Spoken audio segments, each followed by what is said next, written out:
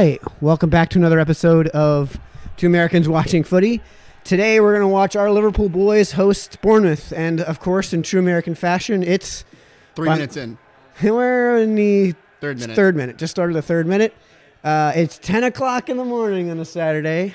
Our typical start time here on Saturday. Which is nice because I really don't like that 7:30 a.m.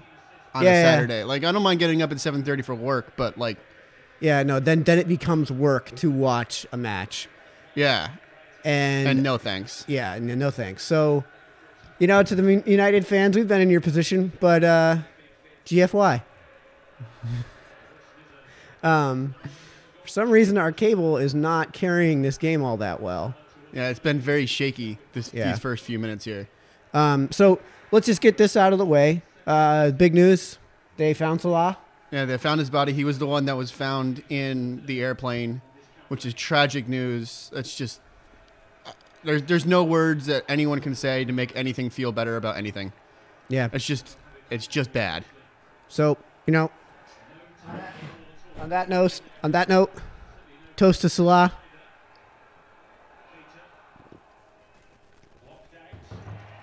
In a brief moment.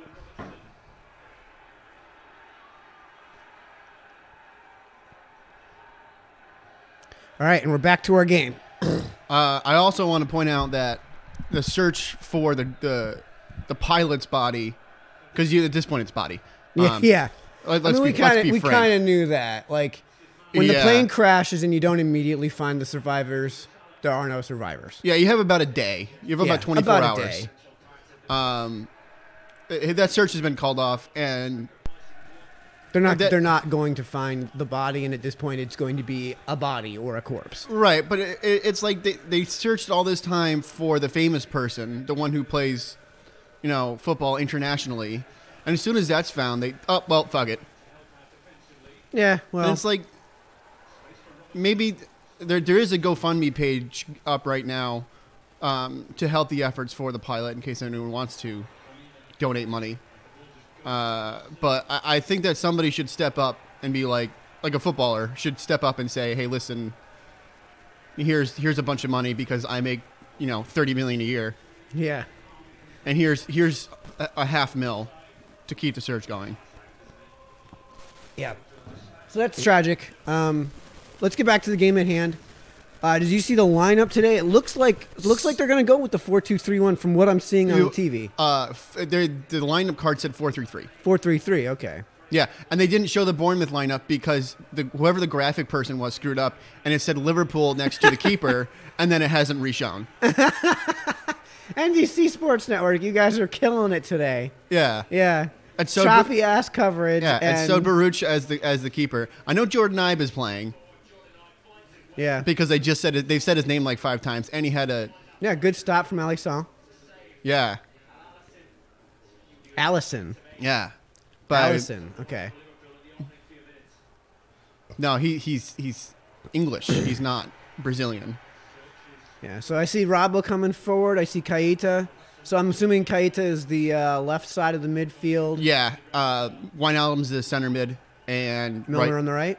Fabinho. Fabinho on the right. Fabinho? Milner's...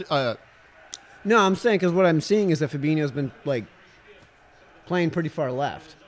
So maybe Fabinho's the left. No, Fabinho's the middle. You got Ronaldo on the right? Ronaldo's on the right. I mean, they really do an interchange on the midfield. They don't really stick to their sides or their so it looks like they still haven't resolved the issue of right back because let's be honest. Miller's a good enough right back. Like we've said, he's a B+ at pretty much every position. Mm-hmm. But that's not what you want long term moving forward. That's right. not the solution to the problem. That's right. You gotta have a really good Band-Aid, but a Band-Aid. You've got to have 3 players at each position that are unique to themselves. Right. And I mean, so when Gomez is your backup right back and is your starting right center back, that's not a good thing. If he gets hurt, then you have 1 right back. Yeah. And the news, I believe I don't know if we covered it in the last episode, but the news has broken. Gomez is out for a long time. Oh, he's probably out for the rest of the season. Yeah. You're going to get surgery on, I think it's surgery on a broken bone. Is that what it is? Yeah. Yeah. So he's gone for some time. I would say, from a strategic standpoint, as a Liverpool fan, you're considering him out for the season. Yeah, and it's like, I hate saying this, but I miss Lovren. Yeah, right. Yeah, right. Because Matip doesn't that is sound like an oxymoron? Yeah, I mean, also, who's your next backup after Matip? Matip gets hurt in this game. Camacho, as I recall, who's played But the thing is, he's played all of like one game in league. He's a cornerback. He's not even a center back. Already singing Salah's name. So I think your backup is Fabinho, and then you just put in another. You put in another midfielder. Oh, that was overhit, but Robertson will run it down, of course. Robertson runs everything down. Baloney. That's because he screamed at the ref. Yeah. I hate that. Yeah, I hate that. Listen. Don't scream at the ref. Play like he's not there. I realize it's part of gamesmanship, but like the number of times I've seen goals scored because everyone's appealing for offsides, it's like the referee's either going to get it or he's not. Like, that's their job. And you notice how the keeper brought it up like an extra 15 yards? That was like the 6-yard line. The foul happened like 4 yards from the touchline, and he's brought it up 2 yards on the other end of the 18. Yeah. I wonder if they do meters for the fields in England. I mean, it doesn't kind of matter. Right, because the field dimensions aren't a set dimension. Right. There's a maximum dimension and a minimum dimension, but there's not. Yeah, so I wonder if when they're... Firmino was offside and he knew it. No, he wasn't. Yeah, he was. You think so? Yeah, he was. But yeah, so I wonder if when they're marking these fields out, if they're using meters or if they're using yards. I also don't get why people don't use the mow lines for like placement of things and distance of things. Yeah, I mean, as a referee, you're taught not to actually walk things out, not to pace out distances. They do it. Like everyone does. You know that there's when somebody calls for it, you pace it out. Yeah, I mean, if they don't, you just let it go. Well, like I said, you're taught as a referee not to do that, but everyone does it because everyone fights it. Every player on the field is going to fight it. Oh, Jesus, there goes our feed. Come on, NBC.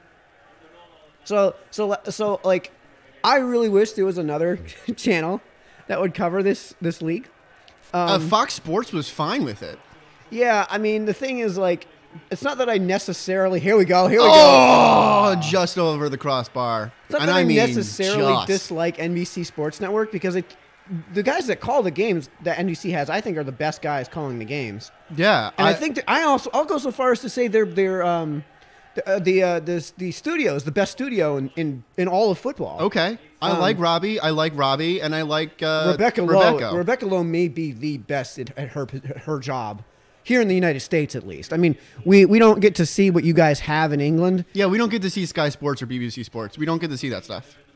Yeah, I mean, so... Or BN, which is an extra charge. We don't get that either. We don't get any of the... let us know how this is covered in England. I'm assuming that... Or wherever you're watching. Yeah, I'm assuming that in the UK this is just covered by BBC for the most part. I don't honestly know, but that would be my guess. Yeah. But what having another channel would do is twofold. One, you'd actually be able to get more games at one time. And two, the market will basically tell you which channel does a better job of covering it because they're the ones that'll get all of the viewership. Yeah. And on top of that, people will pay for cable subscriptions more. So the cable companies should want to keep these games on TV. Yeah, and not throw them on the apps. And to be honest, I don't know what the market research has shown as far as viewership totals are concerned. So I can't say that like they necessarily, as a business model, should focus on the actual cable subscription method rather than the internet. Which here we go. Oh, good save. Oh no, they cleared that out. That was a good save by the keeper. Yeah, Firmino had a good lead ball from, was that Keita? Mane. Who is selfish, apparently. Yeah. According to everyone on the internet. Yeah, whatever. Just like, what? Like have you seen him play? Yeah, he takes shots when they're open. Mane had a good through ball to Firmino. Firmino ran it down. and just couldn't basically chip it around or over the keeper. Good smother by the keeper. And Fabinho got back, which was critical because Matip was too forward and out of position. All right, so let's talk about Liverpool's position right now. So they at one point had a 10-point lead over City. Okay, yeah, with an extra game played. I want to point that out. When all games were played, they never had more than 7. But still, 7-point lead. Now Liverpool has a game in hand. Yes. But they're tied on points, and it's a direct result of their performance over the last 4 weeks. Now, granted, one of those poor performances, if we're going to call it that, is a 2-1 loss on the road to City. Yeah. Which we knew going in was a loss. Yeah. Right? And they really didn't play terrible. Right, but the 1-0 win that they had, I mean, was not convincing. Barely against a terrible team. And then they've had 2 draws against teams they definitely, no doubt, should have crushed. Well, I don't know about crushing Leicester. They should have beaten Leicester. Was that at home? Or was that at King Power? I think that was at home. I think that was at home, too. So, yeah, you really that was should the snow win. Game. Oh, that was the snow game. Yes, it was definitely at Anfield. So, yeah, you definitely should have won that match. And then the last game, it was my against God. West Ham. Like, God damn. A draw to West Ham, who you have destroyed like every time you've played them in the last 4 years. And are garbage and have like massive injury issues. Yeah, like I realized that Liverpool also had massive injury issues. To the back line. Right? To the back line. You should like if it's a 4-4 draw in a game like that, okay, fine. But for God's sakes, 1-1, like you can't be satisfied with that result. No. And to be frank, it didn't look like Klopp was very happy with the result to begin with. No, he wanted the 3 points. Right, like, here's what I would say against a team like Bournemouth. Multiple goals, clean sheet. That's really that's not my prediction, but that's the expectation. Like, you should score more than one at home, and you should definitely get a clean sheet out of this. My prediction is actually 2-1 Liverpool.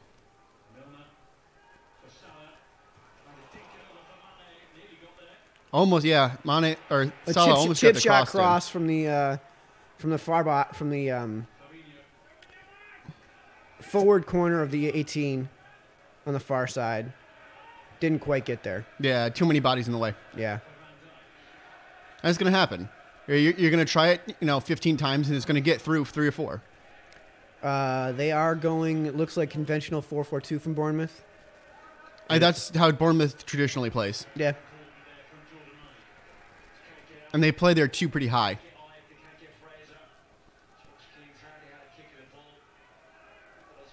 It's a good throw from whoever that Virgil. Was.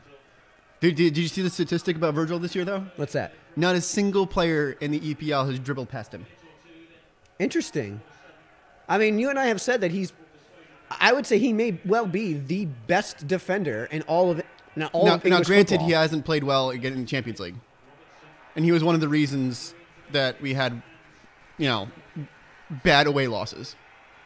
Yeah? Yeah. You don't think his performance was good in Champions League? In the away matches, no. I don't think he was good at all.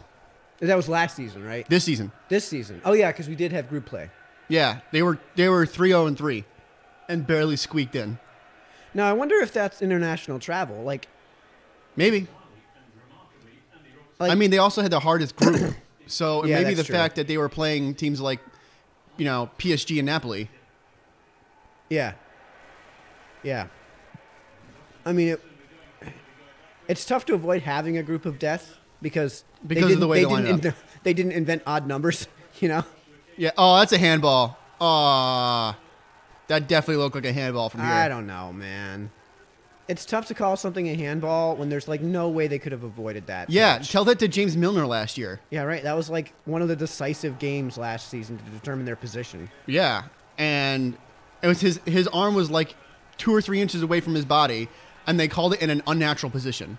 Yeah, it was so close to his body, the ball couldn't squeak between his arm and his body. Because it hit both his arm and his body at the same time. Yep. Yeah. Oh, and at point blank range. Yeah.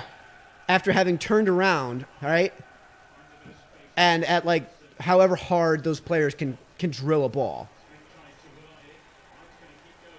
See, Look at that. I could not dribble past Virgil. He got by everyone else. Yeah. Which is kind of terrifying. Here comes Ibe. Yeah, Ibe definitely nearly found his way through. Yeah. Milner clears it about 30 rows deep. Which is a defender on a piece like that, you want to clear it 30 rows deep because you want to get your team set in position. I mean, I think there's a time for that when, like, for example, they've got the momentum, they're in position, and, you know, any ball in play is a dangerous ball. Yeah, so you don't just you're put trying it to 30 get yards back so you guys can get yourselves set up and get into a defensive position. There you go. Thank God. That was a savior of a flag. And Bournemouth has been one of those teams that, like we said before, I think we said it earlier, they play to their opponent. That was a moving ball. It was, but they don't call that. They did last year on Liverpool.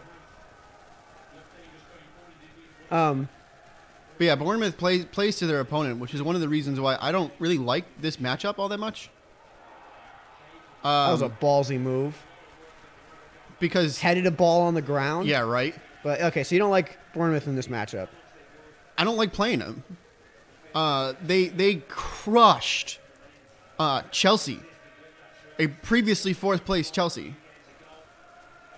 Oh yeah, I mean at home, but 4-0 against Chelsea is 4-0 doesn't matter. against 4-0 Chelsea. Against the top 6 team is good no matter what.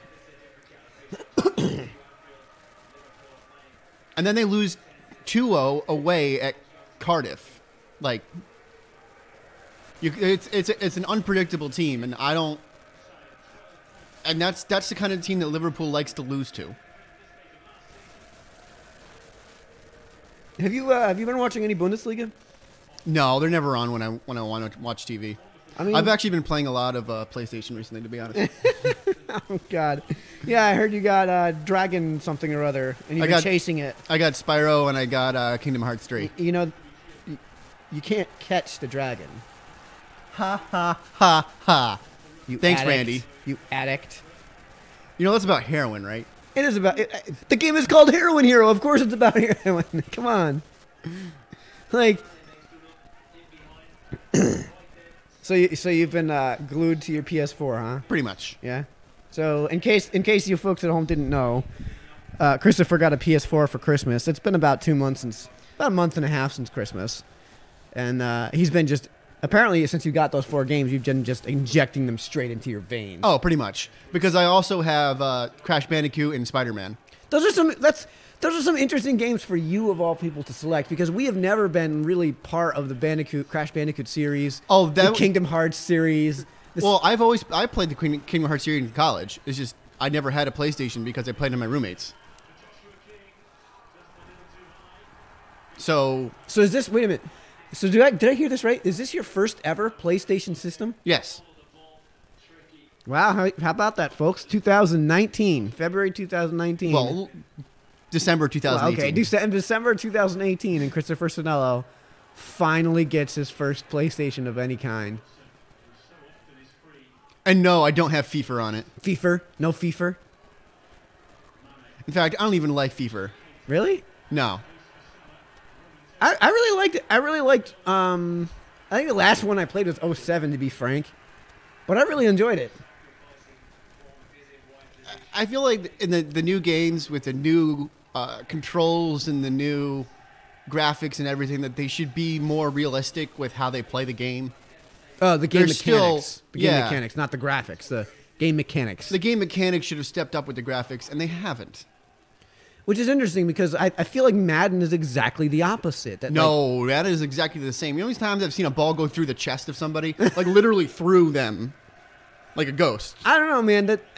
They introduced that vision for quarterbacks thing years ago. That was terrible. That was only on one of them, by the way. They dumped it. That was only on one game. Okay, fair enough. And I mean, I feel like, too, they've gotten rid of some of the exploitative elements of the game. Like there was a time when you could just give the ball to Michael Vick, run up the middle, and there's no stopping him. No, I agree, but I usually don't play on the standard. I usually play franchise or player mode. So, like, I'm a particular player in the team, and those have just gotten worse. Really? Yeah, the mechanics for him have just gotten worse. It's like in 2 seasons, you're 99 in every single position, and so there's no extra way of... Okay, so it's the recent video game effect of making things easier. Yeah. Right? It's not like... It's not like older games. Like the number of older games that I play on a regular basis that people just get frustrated with because they're so hard. Like Street Fighter?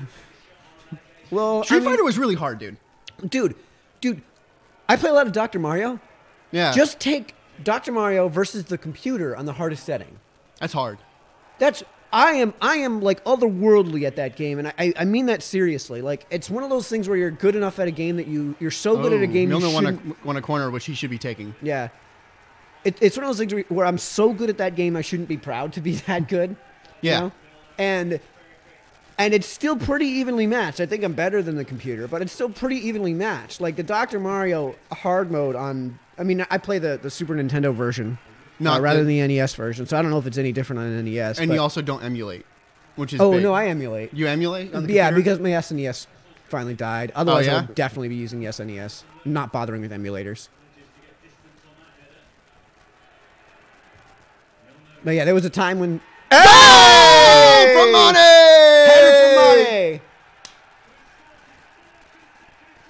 All right, so we're in the 24th minute. Liverpool up 1-0. Header from Mane. Beautiful cross from Milner. Beautiful cross from Milner. Milner. Right to Mane's head, who is unmarked, and he just put it down, and it went in. Yeah, I mean, to me, that's yet another assist from Milner. Yeah. But that's something that players around the world need to understand, is that when you're on a cross like that and you have a header, just put it down. Yeah. Put it on goal. On the ground, on goal. Yeah. Put it on the... So that's Genie. Genie gets it to Milner. Milner puts up the cross. It gets over Matip and lands right in Mane's breadbasket. Yeah, and there's going to be claims. I'm going to guarantee you there's going to be claims that this was offside. His arm was in an offside position, which is not part of the player. Right. Well, it's not a playable part of the player, therefore he's not offside. Correct. And I would say when they showed the kick at first, his whole body was onside. Yeah. Like, if you're talking about anything to me, it was at most fingertips. And come on. Of course there are. This is what we just talked about. Yeah, and then the West Ham United game, I understand that Mane's goal was offside, but they also missed, like I said, a clear handball, because if they're going to call it like that... Whoa, we just got a yellow. Who'd that yellow go to? Diego Rico. Oh, yeah, he came in late. Yeah, I don't know if that's a yellow for me, but he's definitely really late. And that's at least a talking to. Yeah, I mean it's a really minimal touch and not really even a tackle. The other thing is you don't know what's going on the pitch. You don't know what's being said. You don't know how hard the tackles are being made. Yeah, like, so there are times when they throw out the yellow to just say, "Hey, listen, this is for the entire team. Calm down." Yeah, so I'll tell you this brief story here. I'm a referee for a professional ultimate league.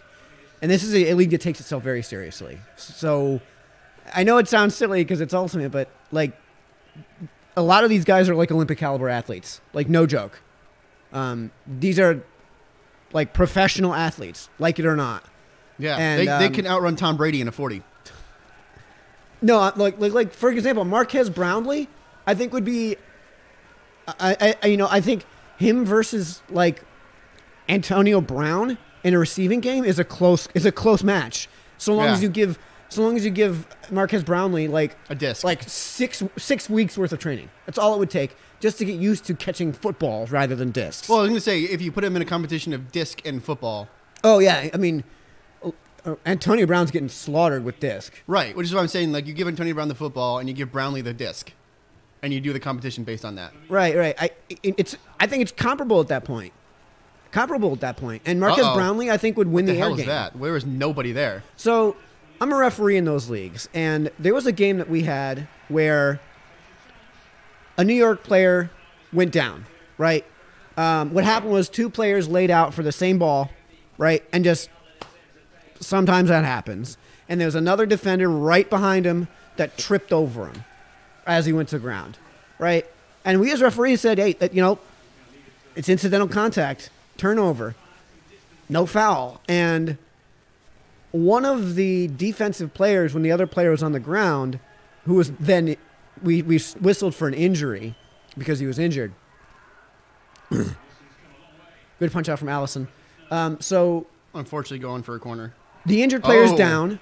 The injured player's down. Good job on, was it Mane? Just to get the ball to make sure that it's not a corner. Yeah, so injured player's down, and the injured player's a New York player. I believe it was Montreal we were playing. They were playing.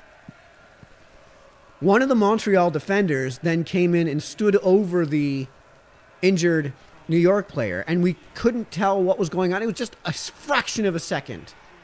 And we couldn't hear, like you said, what was being said, but apparently there was a verbal taunt. This has got to be a goal, guys. Oh, he flubbed it. Yeah, that should have been a goal from Salah. But it was a poor ball to him. It was bouncing too much. Yeah, getting back to the story here. The New York bench thought they heard a taunt, and they may well have been a taunt. And the bench is emptied, right? And it was a total clusterfuck. I'll say it. Total clusterfuck. Mm-hmm. But again, like, what are we supposed to do? We didn't hear the taunt.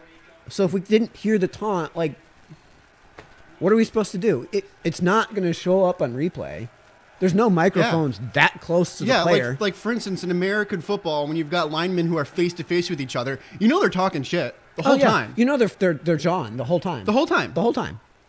And it's part of the game. Yeah. And there's no referee down there. There's no mics down there. It's not like they can say anything.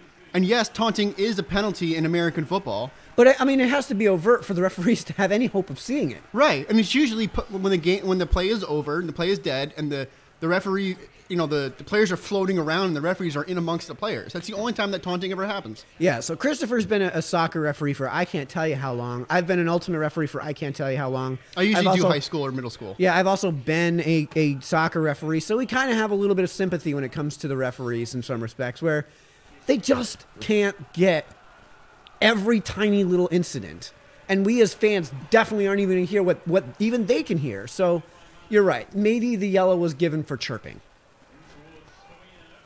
You don't know until post-match when they actually, because when you give a yellow or a red, you have to write down why. Yeah, I mean, but that information doesn't necessarily make it to the airwaves. No, it doesn't. Right? Red cards actually Always become do. Public. Right? Yes. And it's not just the nature of red cards. It's actually by rule that they become public. Yes, they have to. Yeah. Because you have to tell the team why they're going to miss the next match. Yes. But with yellows, they don't have to. They don't have to release the cause for yellow. I mean, the league has that information, but they don't have to release it. That's onside because it's played to him. Liverpool looking pretty scary moving forward here. Yeah. And you know who's been pretty good going forward here is Genie. Yeah. Wijnaldum has played pretty well going forward, and as I said last week, he was missed. Yeah. He was just a coach's decision, right? Illness. Oh, okay. That's bizarre. I don't think I've ever heard that one from soccer. Wijnaldum puts a chipper into Firmino. Doesn't quite get there. A little over Firmino's head. A little bit over because the center back who is on Firmino. I mean, it was shielded him. It was a really good run. What's that on the basketball? With basketball rebound. Boxed out. Boxed out. Yeah, he boxed him out. Mane, it's overshoots. Oh, that's the goal. Okay, he's on. Yeah, so he was just saying, the guy that's calling this game says that Mane's arm was in an offside position. That doesn't count. Yeah. And I disagree that his arm was in an offside position. But it doesn't matter. But he's right. If it was, it doesn't matter. And we're also told as referees, again, this is high school, so I'm dealing with, 13 to 17-year-olds. Oh. That. Go ahead. If you aren't 100% sure of a foul or a penalty, do not blow it. So, you ready for this, Chris? Let's have this conversation because I've been watching some Bundesliga. Not nearly enough to comment on the actual Bundesliga games themselves, but they have true full-on VAR fully instituted, and I want to talk about it because I've never really been for or against it, but now that I've seen it in play, I don't want it in the Premier League. No, I don't want it either, and something that non-American fans probably don't know is baseball. Baseball has basically the same thing. Yeah. So before we get to baseball, let me just talk about the Bundesliga. This might be a goal. Oh, keeper got there. Yeah. So let's talk about what I saw at the Bundesliga. So what happened was the assistant referee was unsure of an offsides call on a clear breakaway. So what happened was he kept his flag down and ran with the player. Mm-hmm. The player scored. And then he ran back, and then the assistant referee ran back to the offsides position. That should be a shot, for Robbo. Put up his flag and called offsides, and then it went back to the VAR. And I got to tell you, it was a kind of laughable situation. Like, you just scored a goal, but who knows if it's going to count? So no celebration, right? Or a really awkward celebration, right? And then on top of that, like, it took like 6 or 7 minutes to get it right. Yeah. It took like 6 or 7 minutes to get it right, where we're just sitting there watching the clock tick. And then in the end, you watch the replay and you're like, this didn't help anything. Right? To me, it's more like find the assistant referees who are the best at getting it right on the spot and get it right on the spot. And if they get 1 in 1,000 wrong, who cares? Right. Okay. You deal with it. Okay. Say you take American football, the NFL. The NFL has basically the same rule. That if there's a score or a turnover, it is instantly reviewed, right? Yeah, so the nature winds up being that they're going to just call everything a touchdown. Yeah, they're going to call everything a touchdown. Genie's got it in the position. He's chipped it over. Oh, it's a goal! Yeah, Genie chips it over the... Yes, there it is. Yeah, Genie chips it over keeper for a beautiful goal. Great ball into Genie. This is what Liverpool needed. They needed to come out and score 2 goals in the first. Yep. 34th minute, Liverpool up 2-0.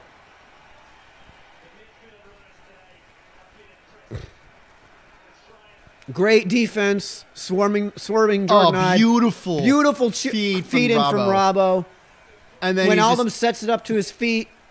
From about 7 yards out, 8 yards out. Yep, he just chips it over with his right. Chips it over the keeper. His better foot. Oh. And yes, they do deserve this 2-0 lead. I bet the cop is going nuts. Yeah, so what winds up happening in the NFL is that everything winds up being a touchdown. Yeah, and you can only overturn it on replay with,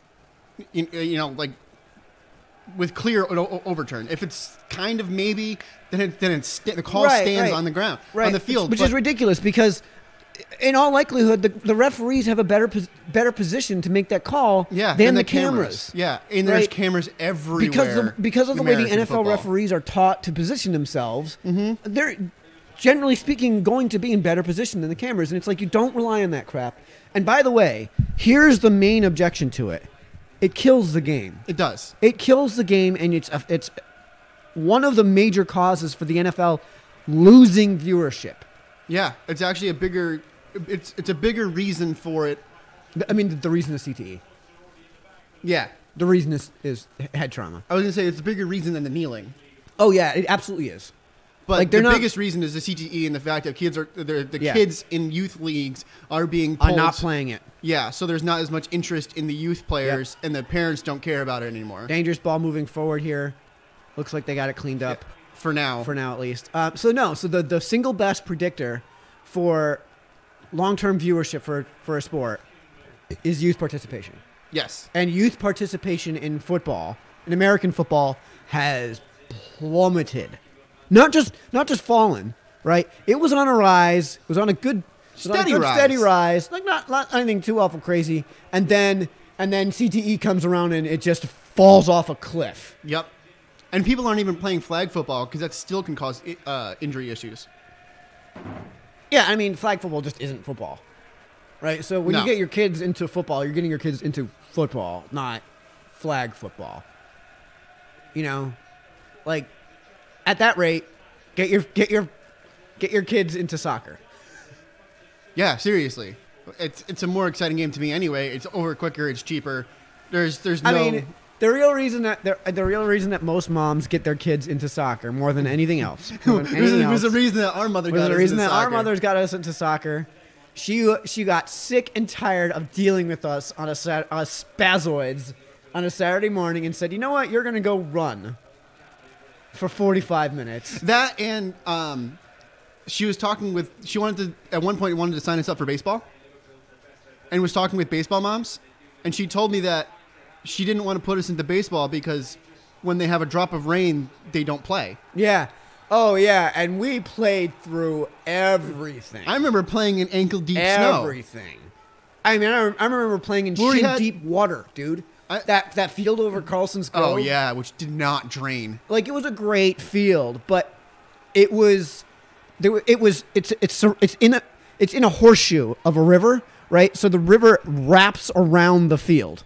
Well, it's not really a river, but it's like it's just. The point is that the water table is inches below the surface of the ground.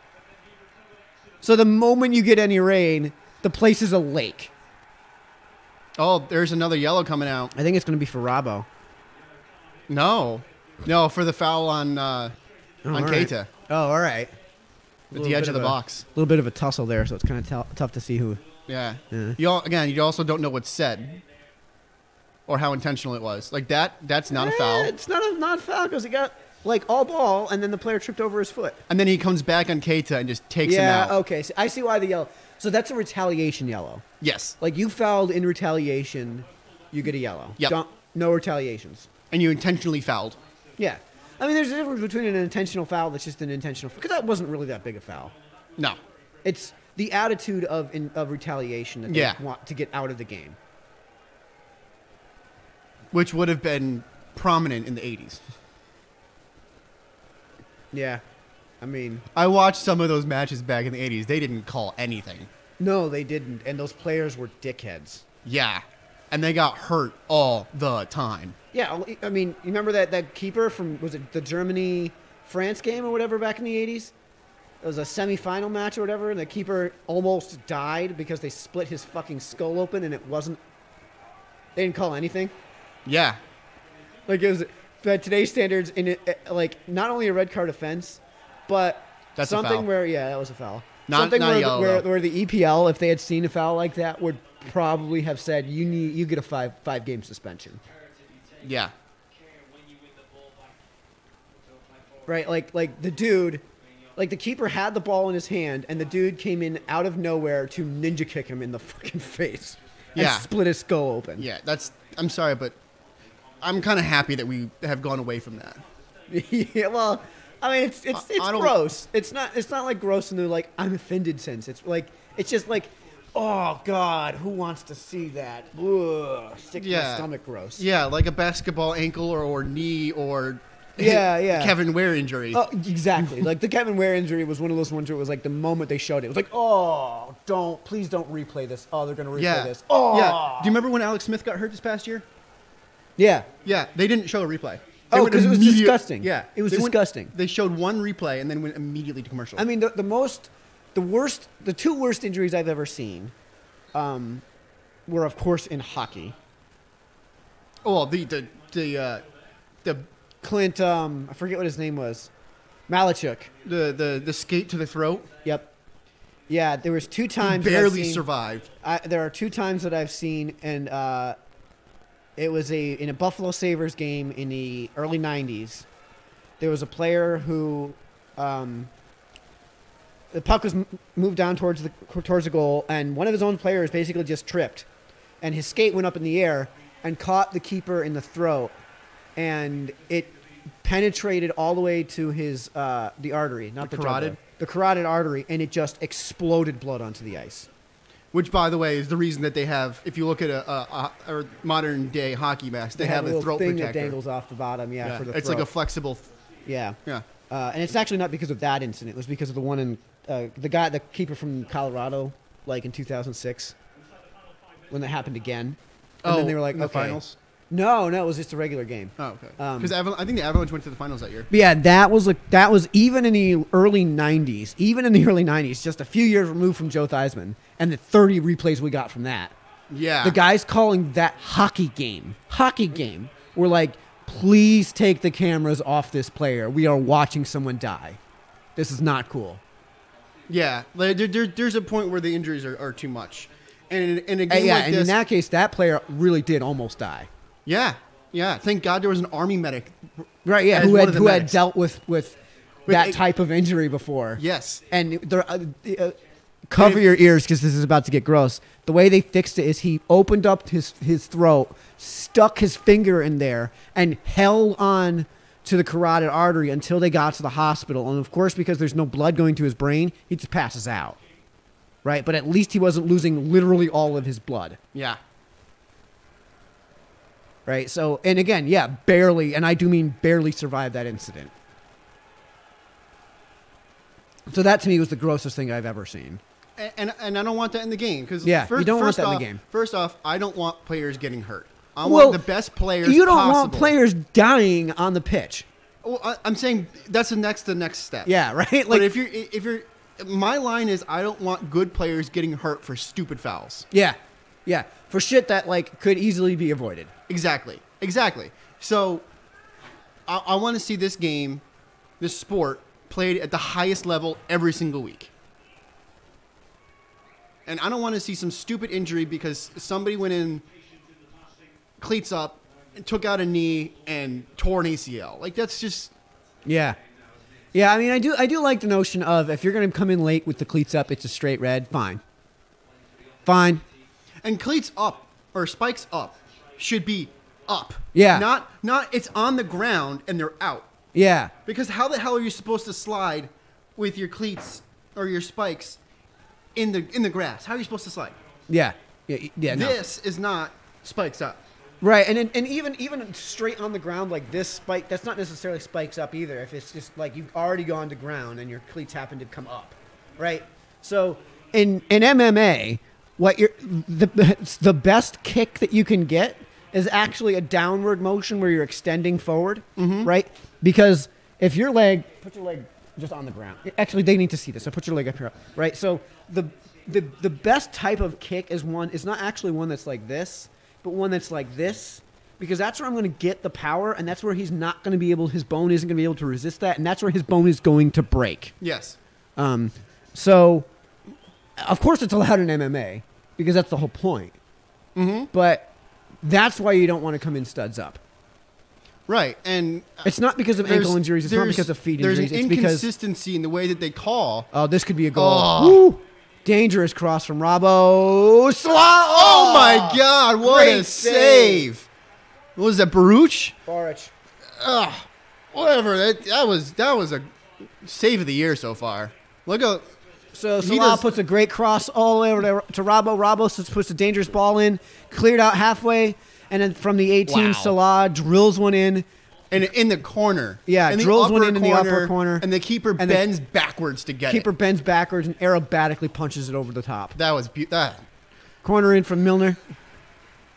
Not a good corner.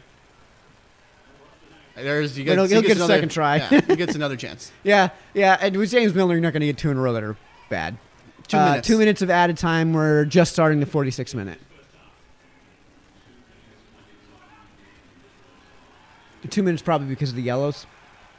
Stopping the clock to issue the yellow and have a conversation. 1 minute for the yellow, 1 minute for the goal. Guys, it wasn't a bad corner, but everybody just whiffed the ball. Yeah. Salah playing the left side now, trying to get through two defenders. He's getting fouled. No one in support. Here we go. Robbo finally comes up for support. Fouled. They're probably repositioning themselves off of the set piece. Wow. Okay. Firmino goes up to Milner. This could be another corner. That's another corner. Yep. That was pretty nice from Fabinho. Dude, I'm hungry. I had my breakfast. Yeah? Your coffee. What? Milner went short? I probably saw that. Why are we getting such choppy? Oh, that was decent. I mean, it was right at the keeper. So that's at least 4 shots on goal. Probably 5? I think 5. This is the other one from Salah? No, from the one from Firmino. Yes. On the deep ball. Yep. Bournemouth have actually not looked terrible moving forward today. Yeah, it's just their defense that looks bad. defense is suspect. Right? Because even there, that was a little bit scary. Yeah, and thank God for Virgil. Again, every single week we say this. Thank God for Cleaning Virgil. up the mess. It looked like Arsenal was up on Huddersfield 1-0 at the break, and it looked like West Ham was up on Palace 1-0 at the break, and Watford-Everton was drawn at 0s. Yeah, all right, so that's halftime. Liverpool up 2-0 on Bournemouth at the break. They look pretty good so far. Yeah, I'm happy. Oh, no, Arsenal's up 2-0 on Huddersfield. They must have had a late goal. And then West Ham up on Palace 1-0. Cardiff and Southampton are tied at nothing at halftime. Everton and Watford are 0-0, and it just says first half, so they must have just kicked off. No, they kicked off at the same time. They're probably just in stoppage time and haven't quite finished yet. I thought they would tell us that. They also don't kick exactly on the nose every single time, so they may be like 30 seconds behind.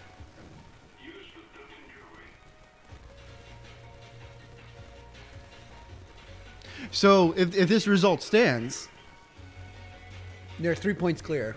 Yeah. Yeah, but I mean you can't get complacent here down the road. No. Because City is not going to.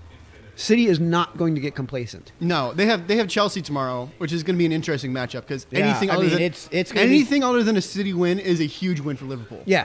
Yeah, and it's going to be weird tomorrow wearing the blue. The dark blue. Yeah, you know? Yeah, and sorry folks, but I like this shirt. It's not, I swear to God, it's not a City shirt.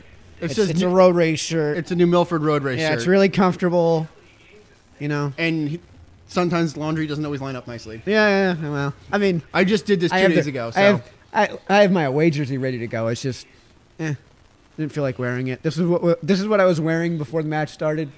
And, didn't feel like changing. You got up before I did. I got up at 9. I got up at 9. Yeah? Dude, I'm not fucking getting up before 9 o'clock on a Saturday for this. First off, I'm not getting up at before 9 o'clock on a Saturday for anything other than work. Yeah. Yeah, and I mean, it's not that big a deal to get up at 8 o'clock in the morning on a Saturday for work, but I'm not doing it if I don't have to. Right. Usually on a day off like this, I get up between 9 and 9:30. Yeah, for me too. If I don't have anything pressing. The other day, I keep making this mistake. I'm really good at the household chores. There's one chore I'm really bad at, and that's getting the trash can from the garage out to the end of the street. I'm really bad at that. I can't explain it. I'm bad at laundry. Right? Like, and I forgot to do it like 3 weeks in a row. So now the trash can is bloody overflowing. It's overflowing. Right? And at like 5 o'clock in the morning, I hear, as the garbage man's going by, and I'm like, oh, crap. So I throw on my flip-flops, run outside, and at this point it was raining and cold. Drag the trash can out to the neighbor across the street's driveway because the garbage man's going to turn around and come back the other way. Yeah. Stood around, waited for him to pick it up, and he leans out the window. Forget to take the trash out again. I'm like, yeah. Yeah, brought it back. That was like 5:30 in the morning. Go right back to bed. And I absolutely did not. I was like, I got some things I can do. Stayed up. And then at like 2 o'clock, I'm like. Meanwhile, I caught myself staying up until 6 o'clock in the morning playing video games a couple nights ago. Oh, man. You addict. This is what PlayStation does, folks. Oh. And can I say it? What? Fucking millennial. I have an easier time staying up until 6 than getting up at 6. Yeah, but that might not just be the video gamer in you. That might also be the wiener between your legs. This is true. Like I could honestly play video games all night. I really could. The 24-hour clock doesn't work for me either because like I can stay awake for like 20 hours, but then I need 10 fucking hours of sleep. Yeah. Like this 8 hours of sleep nonsense is a load of crap. Like last night, I got 8 hours of sleep. Because you were up till 1 in the morning. No, I was actually up. I was up until midnight, and then cats got me up at 8. So I didn't actually get out of bed until 9. Yeah. But I was awake at 8. And just fucking around on my phone. Yeah, that sucks. So, I mean, for me, I was up till like 1 in the morning, but I was also up till 1 in the morning doing work. Right. So I don't know if you folks realize this at home, but like editing video, aside from being boring, and rendering video, aside from being boring, takes forever and is a ton of work. So these videos that you see, these short clips that you see on our channel here, I mean, it takes like an entire day of editing to put these together. And by an entire day, I don't mean 8 hours. I mean when this match ends, I'm going to go lock myself in my room until like 10 o'clock tonight. That's an arguable red card. He punched him in the head. Yeah. Like, I understand that that's definitely a foul, but man, the keeper needed to get there. Way off size. And Benteke still misses it. Yeah. By the way, Fabianski leading the league in saves. Yeah, well, I mean, he's performed really well this season. Yeah. He kicked Liverpool's ass. Yeah, he did. All right, Liverpool B. Yeah, right? That's the best from that game. That's the best from that game. Folks, they just showed a highlight from Southampton Cardiff. Yeah, they showed one highlight, and it was an offside. It was an offside where the shot wasn't even on goal at all. No, there was a decent cross. Their highlight for that game was a decent cross. Yep. One. Like one decent cross. Wow.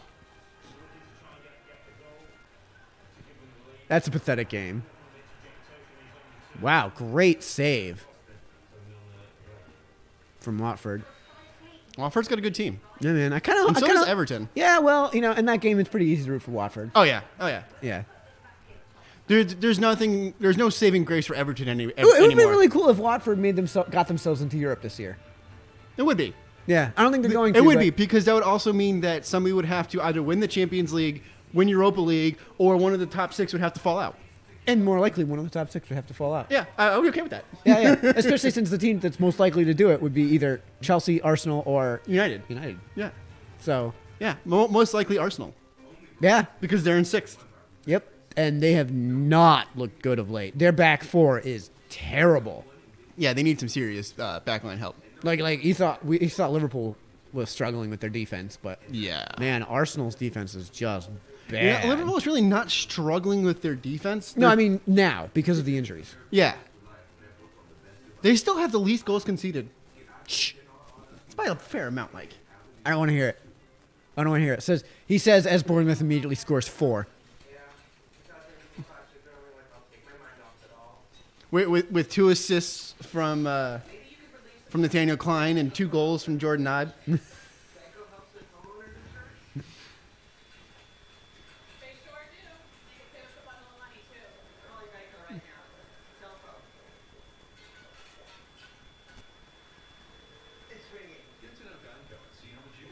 That's a bad commercial. Yeah, man. Geico commercials suck.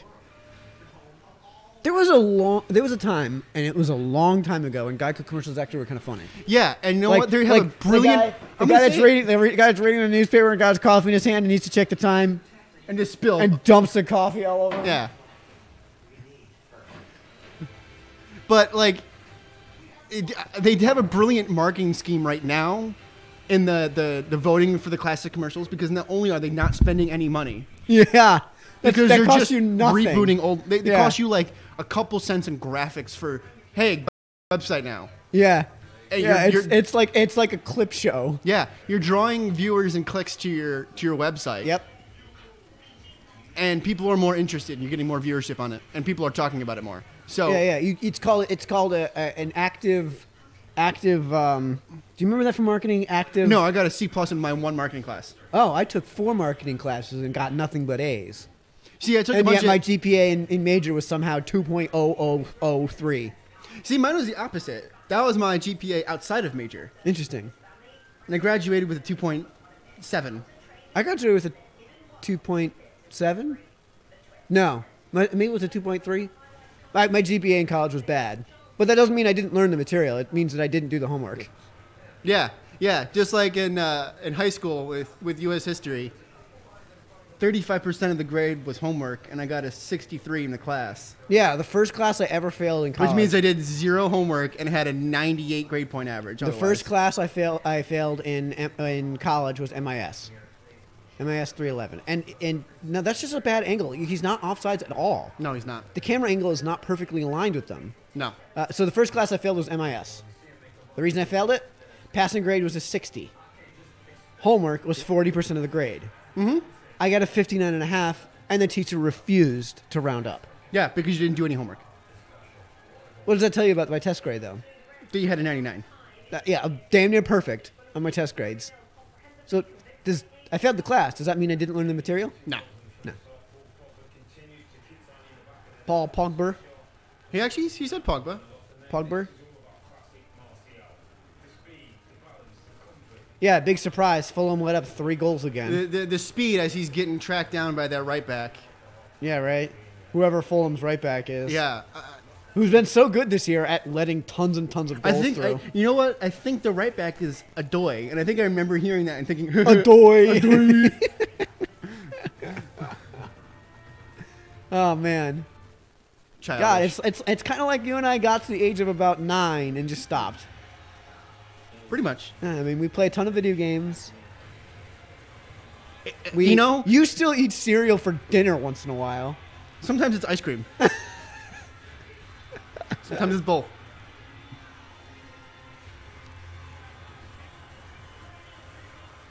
Yeah, there was one day, I think it was my birthday, actually. I had a quart of ice cream for dinner. Gross.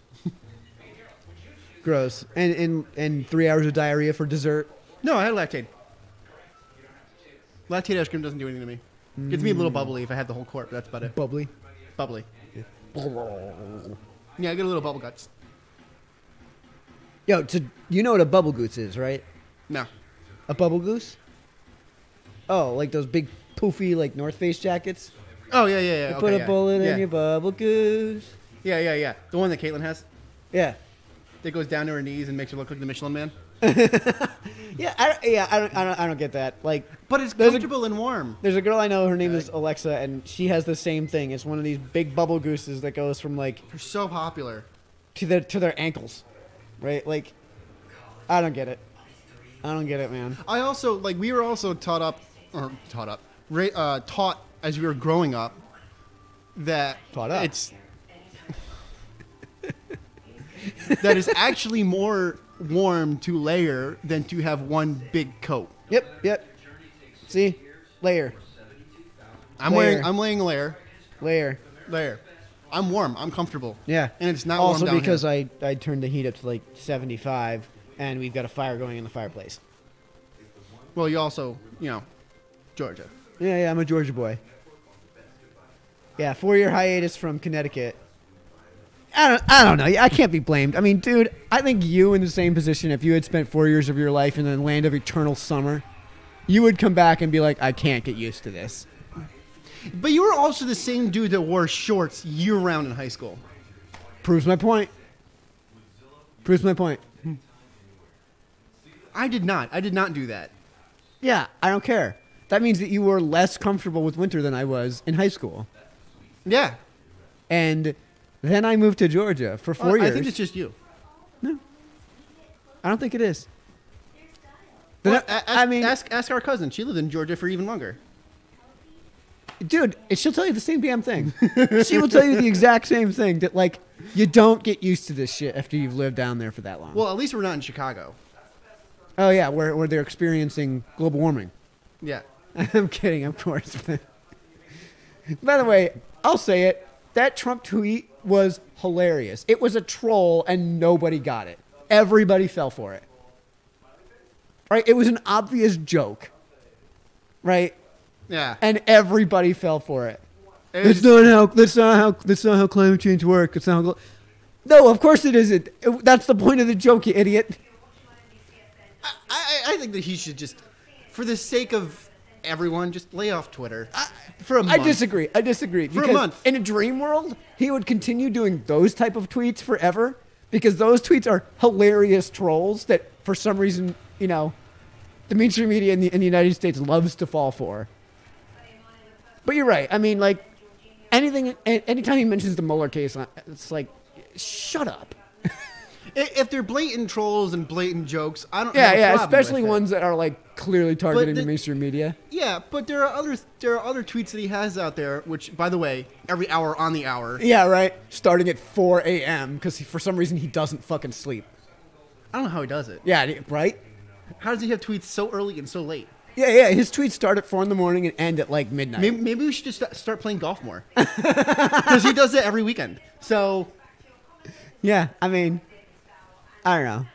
I mean, that's true. The better strategy would be to tell him, get the fuck off Twitter. But, like, even if I was in his campaign, I'm absolutely certain every one of his campaign managers was like, dude, put down the phone. Oh, well, here comes the end of that streak. Yeah, right. Yeah. You hear that? Last time there was that 3-3 draw to Bournemouth at the beginning of last year. You remember that? Yeah. Yeah. By the way, I love how Liverpool's Facebook page. Here we can connect them to this video. Every time that you guys have a highlight from the past, I'd say 50% of them are that 13-14 team. Oh yeah. Right. Like.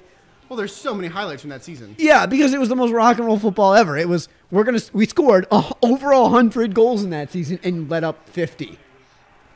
50. Yeah. Like, who lets up 50 and doesn't get relegated? When you score 108. Yeah, it was 101. But when you score 101 goals, like when you become the second or third, depending on when City scored that season, team ever to score 100 goals in a 38-game season. Yeah.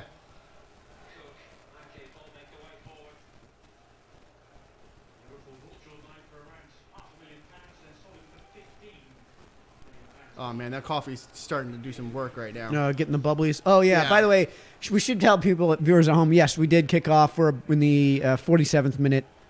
Bournemouth has a set piece. Bournemouth on a set piece. See what I'm saying? With that set, I told Mike this earlier when we were talking about the West Ham match. West Ham had really good set pieces when they did a quick pass and then did the cross. Yep. And what I told them was they need to have somebody up front as a one-man wall to dive on the ball if they decide to do the short pass. Yeah, take and they just did fastest player. And they just did it. They put Mane up there, and he immediately put a foot in, and it screwed up everything. Yeah. So I think it's a creative strategy that, it's kind of like the running quarterback in football, but it's a creative strategy to, instead of just put somebody on the ball and take the free kick, to put two guys on ball like you always do, a lefty and a righty, and then just move it 10 yards forward on your kick, 4 or 5 yards forward on the kick, and then basically the new kick becomes the other player taking it from a spot 4 or 5 yards down. And the reason is not to gain the 4 or 5 yards. Oh, here we go. Goal. Come on, Bobby. Oh, great heel. Great Salah! Running down the wing. That's 17 for him this season. That was unbelievable heel. Oh man, what a back heel from Firmino! Like totally out of nowhere, back heel from Firmino to put it right on a fucking tee. Take the shot. Me too. And then he puts it right on a tee for Mo. Puts it right on a tee for Mo. And then look at this feed from Genie, too. Great feed from Genie. Great run from Firmino. Puts it on his heel. I don't know. Your resolution here is terrible. I couldn't tell if it was a 5 or 8. Well, that's what happens.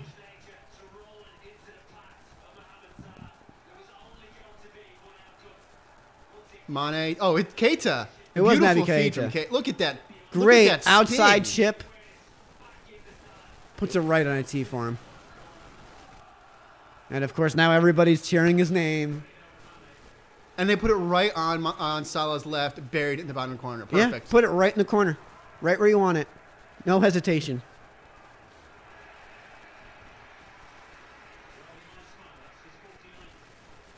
'49th goal in all. And 17th in league. 49th in league, right? Yeah. From Mo Salah. 17th this season. Now cheering for Bobby Firmino. Yeah, because that was a beautiful heel touch. Yeah, it was.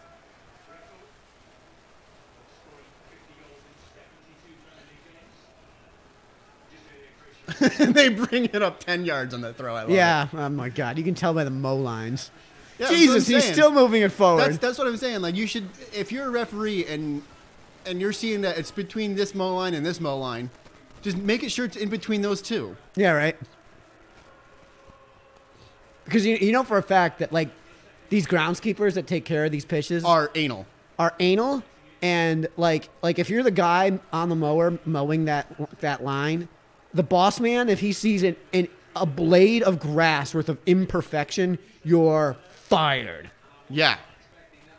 Yeah. Yeah, 3-0 in the 50th minute. I'll take it. This is the match we were looking for. Yeah, yeah. Like, if I'm a fan, drop the hammer for God's sake. I want to. If I'm a fan, I want to see like 7 or 8-0 if you can. Yeah, because that goal diff can hurt us. Yeah, yeah. In a dream world, yes, you want 1 billion to 0. You know.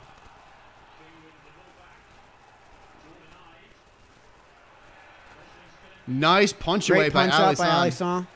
Oh, he's offside. Offsides, anyways. Now, if there's a break on that, even if the offside flag, do you play advantage or call the offside? I don't know if there is a no. You have to call offside. You have to. You have to call offside. The only time you don't call offsides is if the flag goes up and then the goal goes. No. Oh, okay. And it doesn't appear that the player who is in the offsides position actually becomes part of the play. I've actually not called it when the ball goes out of bounds and it's more advantageous to get the goal kick. You're not supposed to do that. You're always supposed to call offsides no matter what. No matter what. Or offside, the keeper gets it in his hands. Yeah, I mean... That was a nice foot in there. They are really killing that right side. They are. Where Mo Salah is.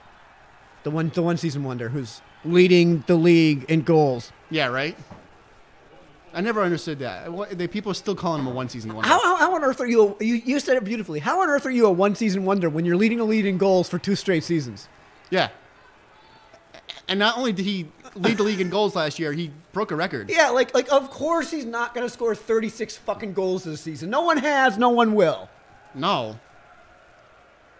That's not the standard. I even said 25 this year would be an absolute... Would be remarkable. Would be remarkable. Yeah, like he's at 17. He could very comfortably get to 25. I think it would be a major disappointment at this point if he didn't get to 20. And I'm sorry, but a 30-goal season followed by a 20-goal season is not a one-season wonder. A little too hard from Fabinho. Not an even touch.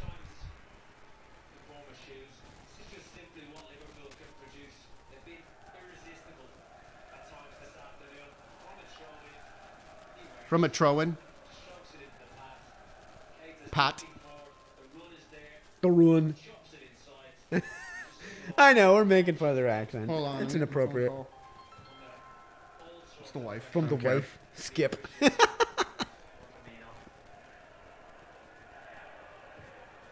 I hate that I can't look at the messages that I have, too. I'm waiting for it to go to voicemail so that she understands that I'm not giving her the FU button. Oh, you don't want to actually hit the reject button because she'll know that you hit the reject button. Yes. And you'll get chewed out for that from the wife. Yeah, it wasn't her that texted me anyway. If it was important, she'll send a message.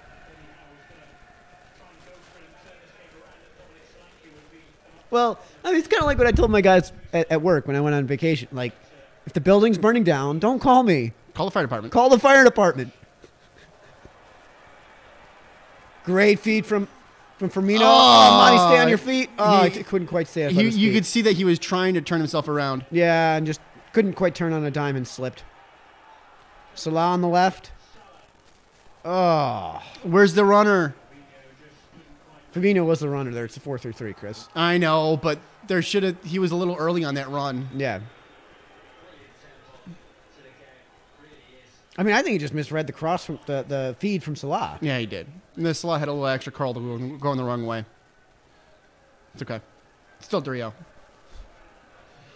Yeah. And it's 54. We're in the 54th minute. We're just about to get into the 55th minute. I still want another goal. I want 5-0. Yeah.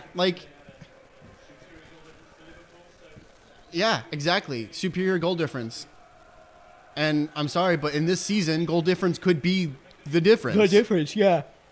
I mean, it's kind of shitty, right? Because Liverpool drew at home, right? Yep. Lost on the road. If you go head-to-head, who's in the lead? City. Yeah. So, like, this is from a Liverpool fan. Goal diff should not be your first tiebreaker. This could be a corner. Nah, keeper got there. Wasn't high enough on the deflection. Yeah, no. I mean, if the deflection wasn't there, it was probably a goal. Probably. There were fucking 4 Liverpool players on that ball. Yeah. Hey, see, that's why you want the high press. Now, because high it press. screwed up the defenders are not good passers. Yeah, well, Bournemouth just... I mean, their defense is not... I'm saying defenders in general are not generally good passers. You're right. Right, they're not midfielders. Right. That's why they're right. So you press fullbacks. the fullbacks so that they screw up their passing.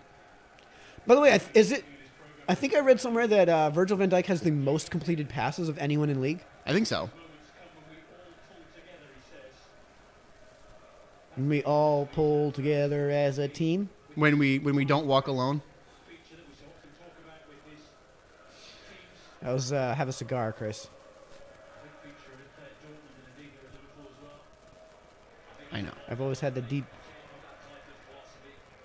deepest respect, and I mean that most sincerely.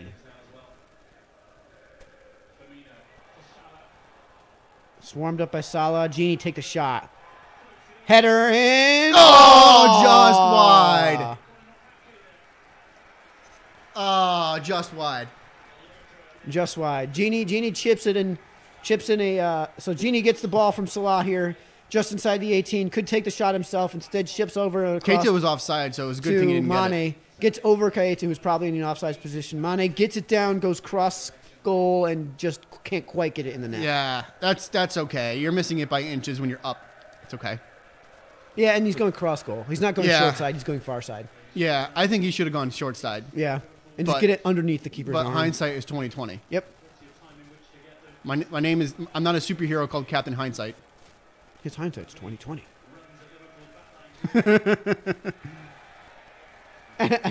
I love that little exaggeration at the end. Oh. That's Christopher's O face, by the way. No, mine is. It's a seizure. Yeah, his involved one of these. Here comes they're gonna be the big one. It's coming, Elizabeth. I'm coming, Elizabeth.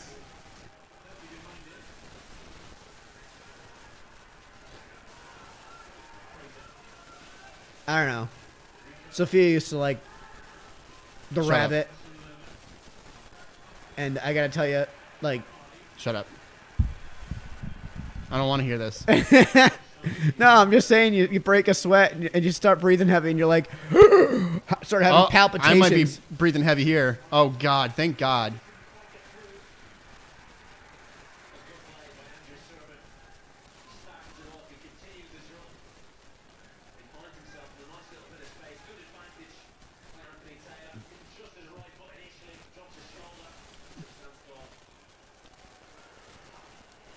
They almost had a shot on goal there. And yeah, well, here comes a set piece. And that's another... I think they're calling goal kick, but it looked to me like a corner was worthy. Did it go off a sermon? Of course, we have the best perspective from 5,000 miles away. Yeah, through a camera on a shaky feed. Yeah. Now, hold on. Do you see who's coming on for Bournemouth? No. You know who's coming off? Jordan Ibe is coming off for Dominic Solanke. All right. They really like our C team, don't they? Yeah. They I think. I wonder if they realize they're down 3-0, and they're like, you know what? Let's get our old Liverpool players back onto Anfield. Yeah. Or they just want some fresh legs. It's the 60th minute. I'm sorry. If you're a soccer player and you're getting pulled in the 60th minute for legs, come on. You don't know if I don't know if he had a nagging injury. Sometimes when you come back from like a hamstring injury or something, you get pulled in the 60th. Damn, Milner went full. Oh, because Milner is the right back, right? Yeah, he is. Damn, he's far forward.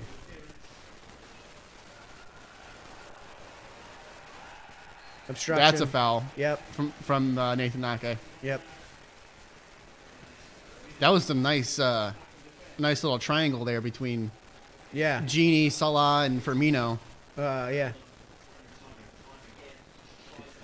Okay, so folks, this is a free kick. Salah's over ball and Milner's over ball, of course, because Salah on the left, Milner on the right. Yeah. They're on the right side of the forward pitch.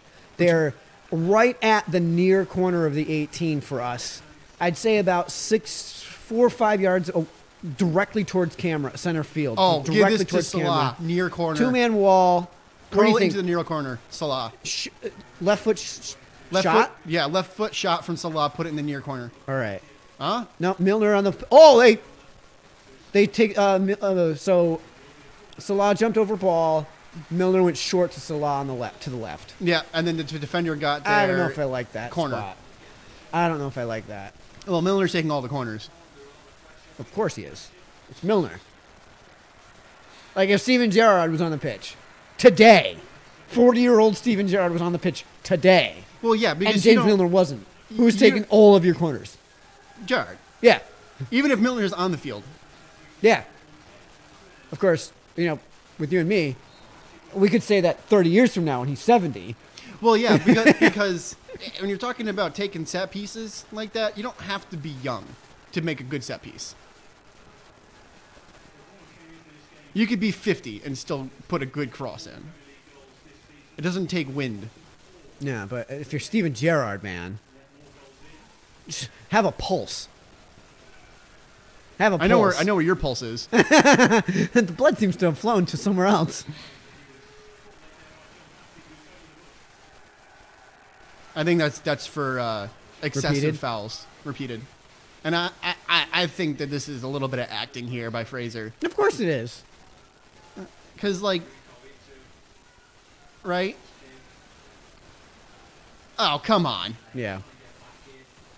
Yeah, he was late. Yeah, it's a foul. Okay, it's a yellow. Get up. Yeah. You got your yellow. You can't win on the ground. Yeah. You're not, you have to know it's not going to be red. You got your yellow. You got what you wanted. Get up. Like, we all know you're faking it. Yep. Yeah, see what I'm saying with Salah? He's the one that I want to have up front. Okay, so they've got two guys. Bournemouth has two guys on ball. Salah is ready to pounce, basically. Yeah, so if they take that short pass. Right, so what that did, basically, was it made them actually have to take a proper... Nice job from Keita there. Oh, Mo Salah running down the wing. Salah. He's all by himself. He's one-on-one.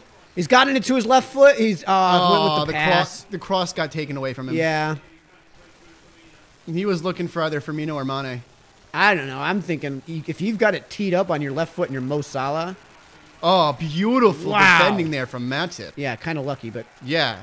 I don't rarely say that. Yeah, right. Joel Matip screwed up that first position and got beat. Yeah. And then tackled the ball back. But no, I think Salah, if he's at that distance, one-on-one, and tees it up to his left foot and gets by the defender, take the shot. Yeah, cross him up, move the defender, put it on your left, get Just it around like he did. Yeah. Everything you described happened except for the shot.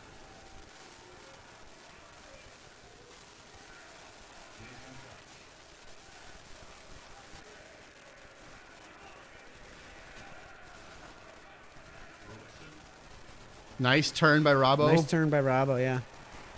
He's going 2-on-1. He's going 1-on-2. Yeah, and one a throw in. Yeah.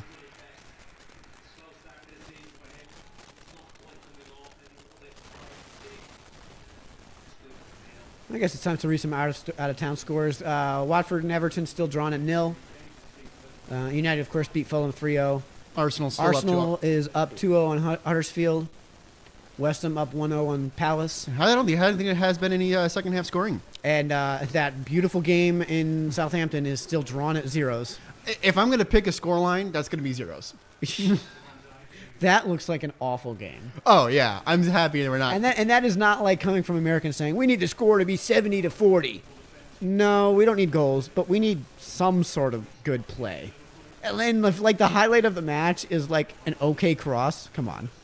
Yeah, that and you're talking about two teams in relegation mode. Yeah. One in relegation and one barely out. So it's like you kind of want to see the teams actually give a crap. Yeah. It's like watching Bills Jets. Who gives a shit? I picked those two teams on purpose. Yeah. Yeah, who gives a shit? Because Tom Brady and the New England Patriots are going to win the East by default. They don't even need Tom Brady to win the East. They don't need Bill Belichick to win the East. They need to not be shitty. Yeah, well, we may find that out next season. Oh, he's going to play. You think Tom's going to play? Yeah, I think he's going to go for number 7. But he's not. I mean, his performance is clearly down, and the team around him is clearly the worst team he's ever had around him. I think this was a hero performance this year. And he wasn't even good in the Super Bowl. No, I mean he was passable. He was good enough to win. He was good enough to win. Good enough to win in a game that was dominated by defense. Ooh, was that a handball? By Mane? Yeah. Yeah, I think it might have been. Yeah. And I don't care what anyone says. I thought that game at 13-3, right? It was 13-3, right? Yeah. I actually thought it was a solid game. Everyone else was like, oh, it was boring. Yeah, because stupid Americans don't get that you don't need to score for the match to actually be interesting. Right? Like, I thought it was just extremely well-played defense. And if you don't care about 50% of the game, you don't care about the game. And I have no sympathy for you. I don't like it because of the scoreline. So you're that American? No. I'm saying it because the Patriots won. That's why I don't like it. Right. So you would have been happy if 13-3 the other way. Oh, yeah. You fucking salty dog. Yeah. By the way, Salty Dog is a pretty good beer. Yeah. Yeah, it is. And a good song. But no, it was just extremely well defended. And like, I kind of don't want to hear this crap about how the fact that it wasn't 80-70 or 52-49. Yeah. I don't think that was. I think that was I still think that was an exciting game. It was an exciting game, but I honestly think the Super Bowl was a more exciting game. Oh, it was a little heavy from Salah on the run from Genie. Like, there was a lot of garbage in that 52-49 game.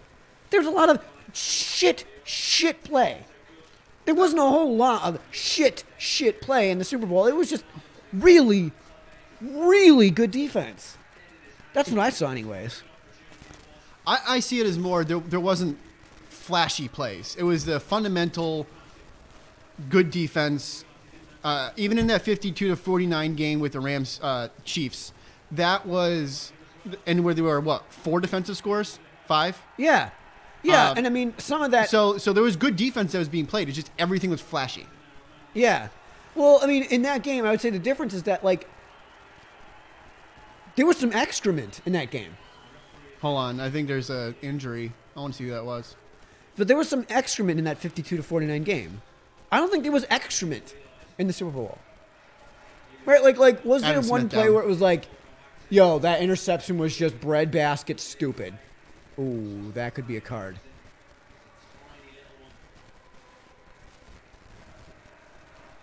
I don't think it is because he got the ball first. That one for Keita was definitely not a foul.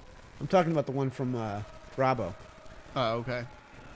Bravo makes some stupid fouls like that sometimes. Yeah. He gets some dumb yellows. Yeah, he's... You know what? I think it's because he's young. It's because he's young and enthusiastic and clearly loves playing in Liverpool. Oh, yeah. I don't think he's going anywhere. Yeah. Ever. I think he's one of those guys where it's like, yeah, I haven't played my whole career. I'm not Trent.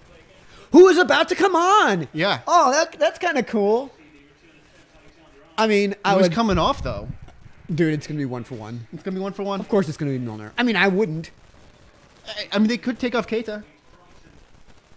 He's been good today. He's played actually very well. So the reason I wouldn't take off Milner is because it's 69th minute. And you're sure to have more set pieces. Yeah, that's why I don't want to take him off either. Right. If he's already in... Either that or he might pull Wijnaldum in case for injury concern. Because he was hurt last game. Yeah. I like Keita better because what you're going to do if you're going to pull anyone other than Milner is you're going to put Milner in that spot.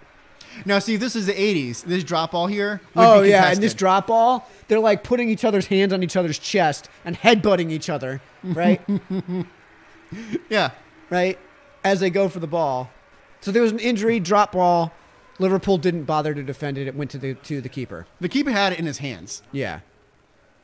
Yeah, so... like Chris was saying, in the 80s, that they would have had to actually defend that.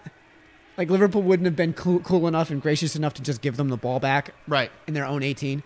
right? No, that would have been, 7 men defending in box, 7 men forward. Yep. Right. And like I said, it would have been like the 2 guys going for the ball aren't just going for the ball. They've got, fists full of jerseys right in front of their chests, headbutting each other. And it might take 2 or 3 drops. Because they might kick the ball before. Right. And like, we're totally expecting like, one guy hurling the other to the ground. And the referee, instead of blowing whistle, going, 2 points, takedown. Well, the referee's saying, in 2 minutes in the box.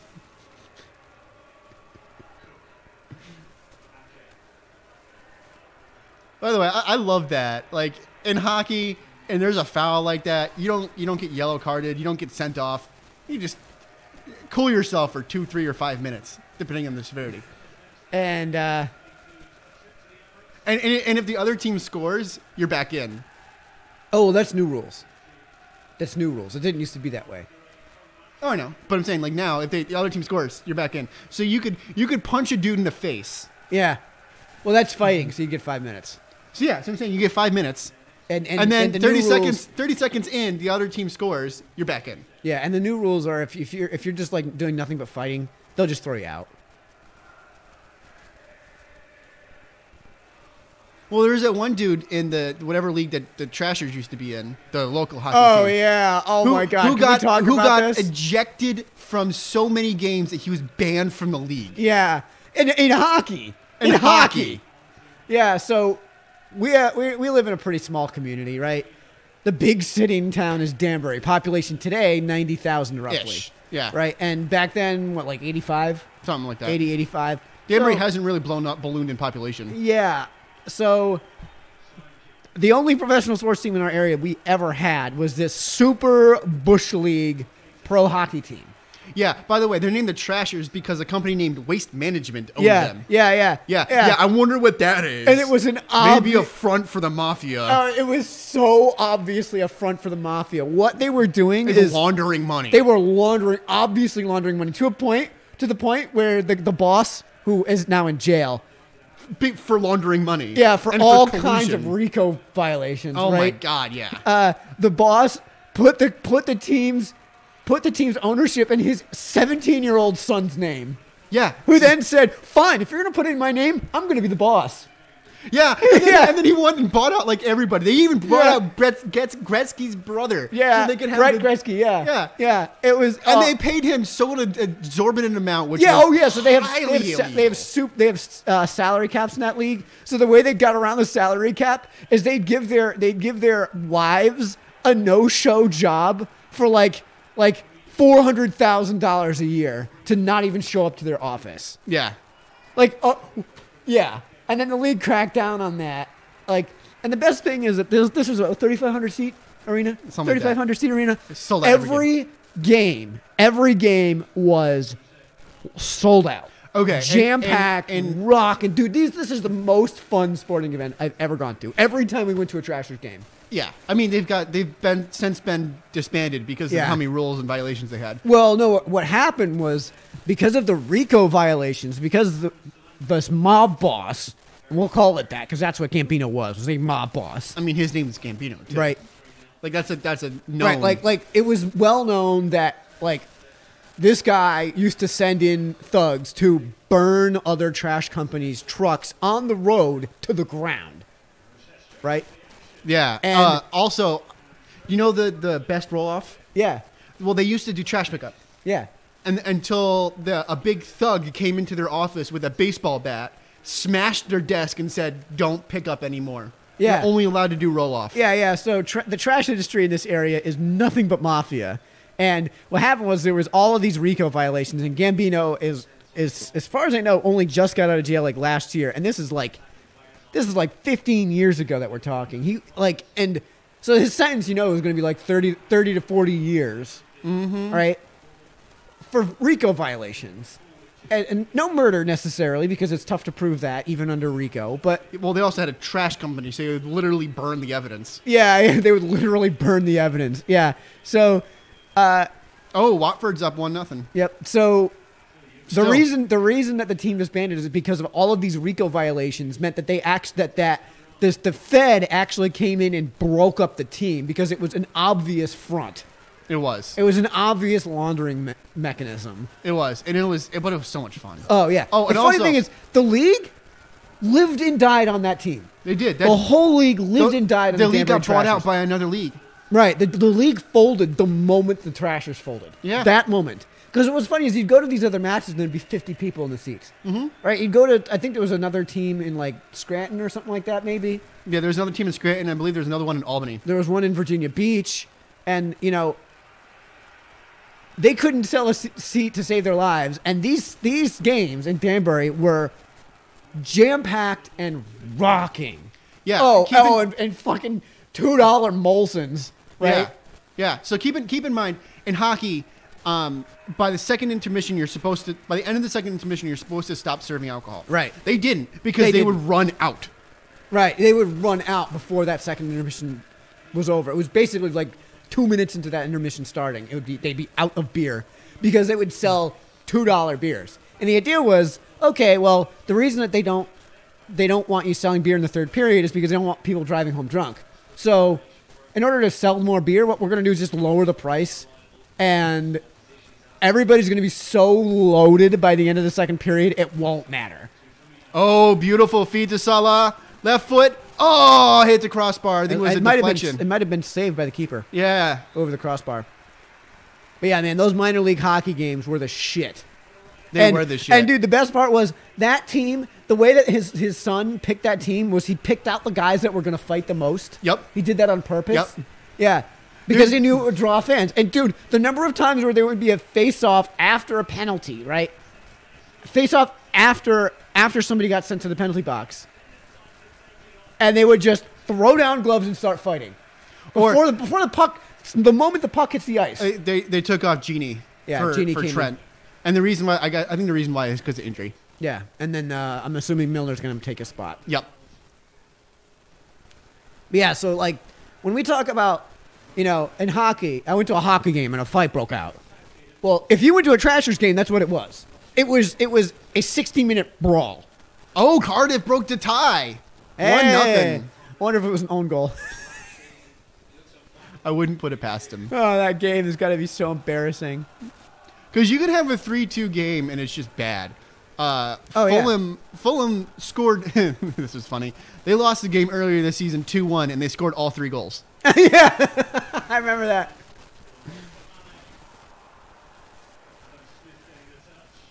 Adam Smith getting the touch, huh? No. It's not his trading company, though. No. I'm reading the Wealth of Nations right now, by the way. Oh, Palace drew it up to West Ham.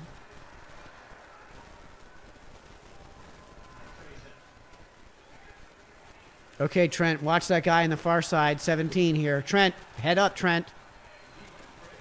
Why did he stop that? Look. When in doubt, save it. That's true. When in doubt, a corner's better than a goal. Mm-hmm. Bournemouth. He's on. But you see where Trent is? Yeah, Trent was actually in front of the players. So I think the reason where he was positioned is so that he would cut off the shooting lane or the running lane. Not necessarily stop him from getting... He was not close enough to his player. Uh-oh, here we go. This could be a break. Oh, Trent's on the break here. Look at those fresh legs. He's burning everybody. Keita got it taken away from him. I don't know, man. I think Trent should have just gone for goal. I know, me too. One dribble forward. One good hard dribble forward. And then rip. Yep. That would be so satisfying. Cool. That would be cool. That'd be so satisfying. This is like 30 seconds in, this fullback scores. Yeah, and I mean, it wasn't as satisfying as Sturridge, but yeah. 21.2 seconds onto being, like, on the pitch. It was this season, right? Yeah, it was early. It was very early on. Scores off a header, which was on the corner that he got subbed on for. So one touch. Yeah, one play, one touch, one goal. Yep.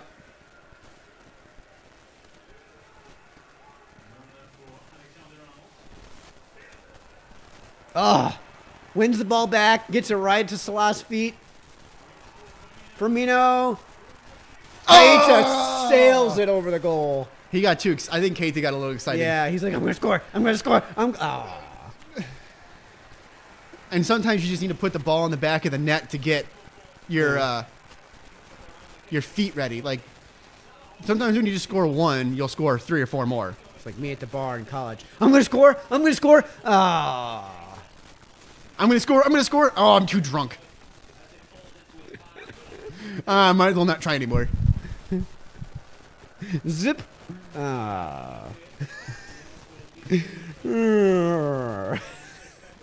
Too much Jack Daniels. Well, here it would be what? Jack Fire, or what's that other terrible cinnamon one? Oh, Fireball? Fireball? Ugh. No, it would be Bud Heavy, dude. It would be Bud Heavy and nothing else.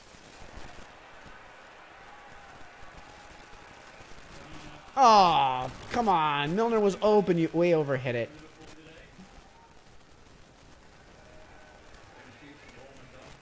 There has been, but not recently. Thank God. Well, 81st minute. Liverpool still up 3-0. Fittingly, this feed is sponsored by Jim Beam. Corner.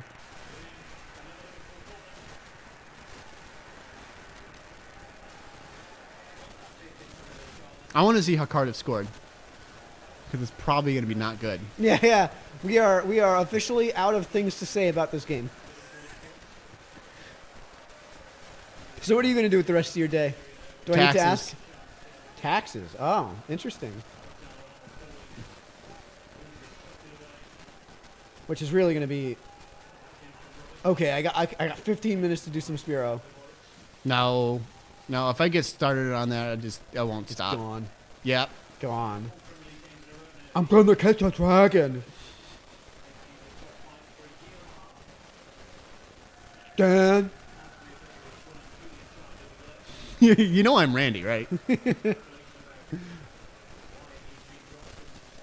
Randy Marsh, not... Yeah. Randy Travis. Jesus. If that winds up being an assist... Yeah, right? First off, it wasn't one touch, so... Oh, the assist is gone. Well, I mean, it's the EPL, so they don't award assists even when it's obvious that it should be awarded an assist sometimes. He had to go. Hesitated too much. I think he should have had one time. Yeah, I mean, he was trying to really set it up for the laces. Yeah. That's a case where you could probably get away with a toe poke. Mm-hmm. But he wins himself a corner. Not too many guys forward. Jesus. And he went short. Draw at the top of the box. Trent goes to... Salah and got defended.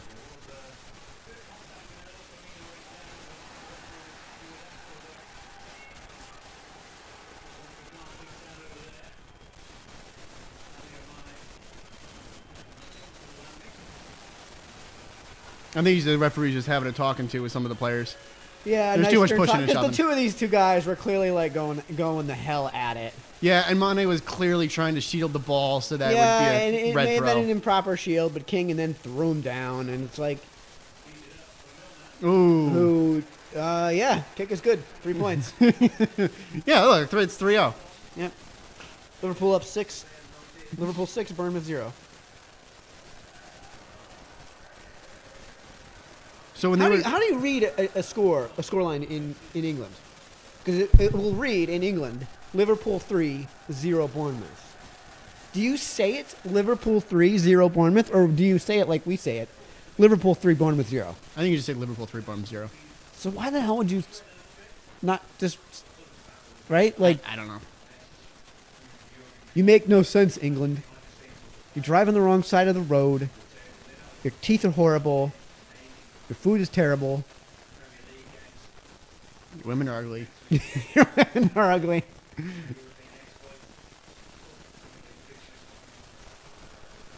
And yet we watch your sport. Oh, yeah. Beautiful sporting, though. Yeah, it is the beautiful game. Foul. That's a foul. Yep. Yeah. And Anfield is growing. Come on, guys. It was an obvious foul. Yeah, it was. Come on. He was late.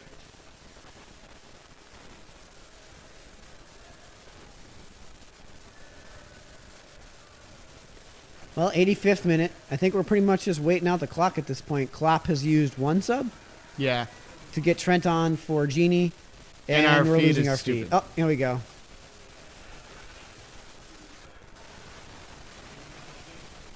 I think it says does that say 720i or 1080i? I don't know. Where? So you see where it says 1142? To the left of that, below. Is that 1080i or 720i? It says HGTV. Oh, so then it's probably not even... It's probably 720. It may even be 480, but 60 frames. I don't know. Everything that moves on the screen is kind of blurry. Yeah, I think it's interlaced. I think what it's going to be is 720, 30 interlaced.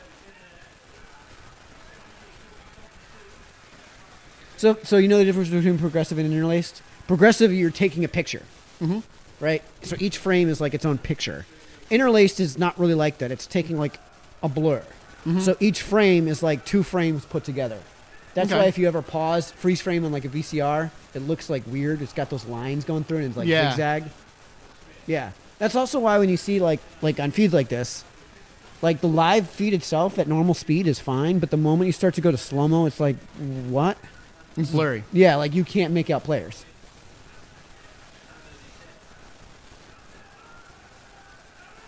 So I bet you the feed is interlaced, and I would be willing to bet it's only 720. This thing has the ability to go up to 1080. 1080p. At 70 inches. Well, that's true. Look at that. That was a nice backflip. This is a 10-foot screen. Oh, he's got to be offsides. He's not. He's not. Oh, Bobby. He could have taken more touches. I mean, if I'm him, I try to shoot to the right. And you know why I say that? That should be a card. Here, yeah, Rob was about to get a card. Yeah, that was dumb. Yeah, they were clearly on a break, and Robbo was clearly just using that foul. He was on. And then I was saying, like, shoot to the right. He went to the wrong side. Or say shoot to the right because he had room. He was runner. outrunning the defender. I think he had room to take another touch and make the shot easier. Either that or Virgil laid back a little bit. If he's behind the ball, Divock Origi's about to come in. Right outside of the right foot over to Virgil and have him tap it in. Okay, Mane off for Divock Origi. I'm good with that. 87th minute substitution. We'll probably get 2 minutes added because of all the substitutions and fouls. Probably 3. You think 3? They like to do 3, minimum of 3 in the second half.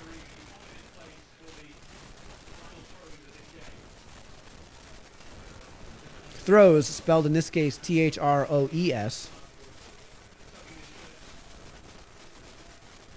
That's a Scrabble word for you. Not Scrabble, but a Boggle word for you. Yeah? Yeah. I play some Boggle online once in a while. I'm all right. He was onside? Okay.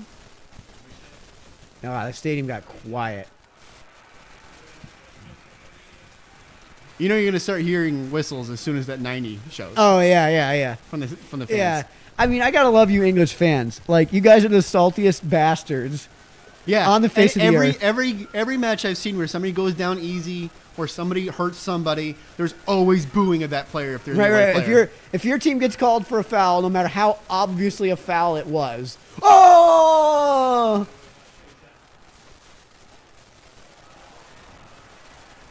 Running down. Oh man, he's still got legs.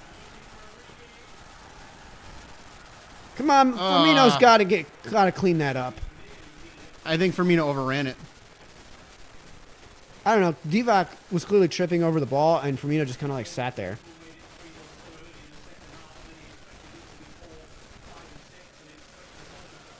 Credit to the keeper. The keeper's had like 3 or 4 really good saves. Yeah. Not credit to the defense.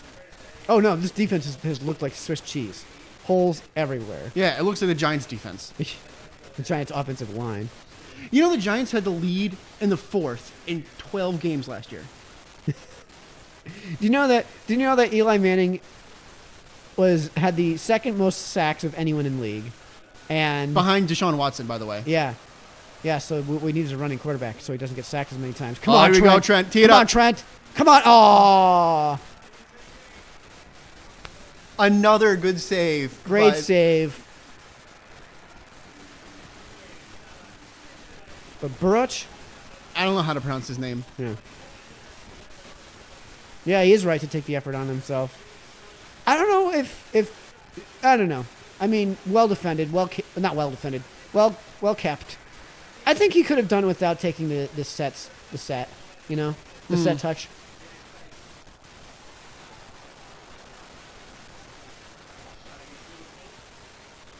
Sturridge on for Firmino.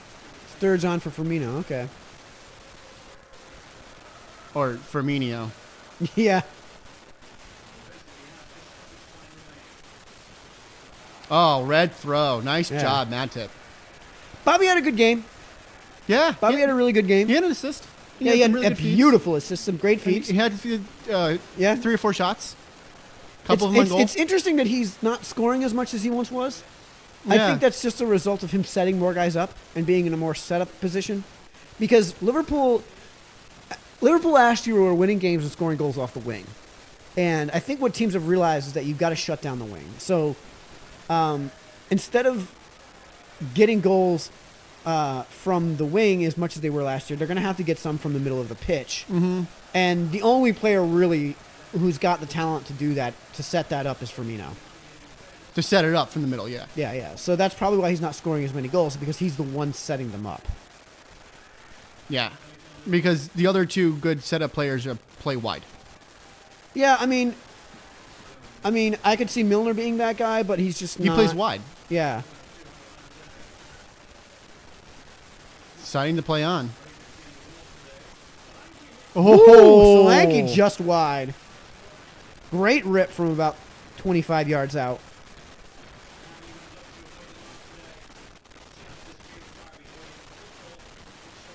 Yeah, gets by Robbo. Yep. Robbo overcommits.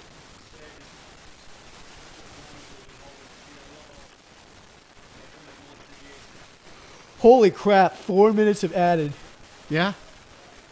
Oh, they like to give a lot of time.